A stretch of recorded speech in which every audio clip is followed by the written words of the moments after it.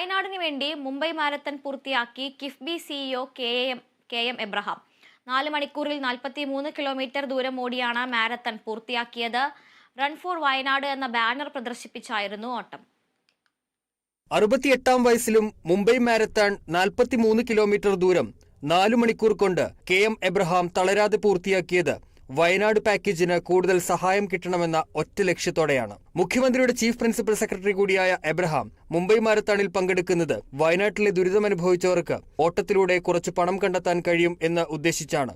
പ്രായത്തിന്റെ അവശതയെ കാറ്റിൽ പറത്തി ദുരിതമനുഭവിച്ച വയനാടൻ ജനങ്ങളോടുള്ള ഐക്യദാർഢ്യം പ്രഖ്യാപിക്കൽ കൂടിയായിരുന്നു മാരത്തണിൽ പങ്കെടുക്കാനുള്ള തീരുമാനത്തിലേക്ക് അദ്ദേഹത്തെ നയിച്ചത്. മുംബൈ ജനതയ്ക്ക് മുന്നിൽ കേരളത്തിന്റെ പ്രധാനപ്പെട്ട ഒരാവശ്യം അറിയിക്കുക കൂടിയാണ് എബ്രഹാം ചെയ്തത്. ബ്രെയിൻ റിസർച്ച് എന്ന UK സംഘടനയ്ക്ക് വേണ്ടി സെറിബ്രൽ പാൾസി ബാധിച്ചവർക്ക് ഐക്യദാർഢ്യം പ്രഖ്യാപിച്ച് കഴിഞ്ഞ തവണയും അദ്ദേഹം മുംബൈ മാരത്തണിൽ പങ്കെടുത്തിരുന്നു. Kerala vision news, Thiruvananthapuram.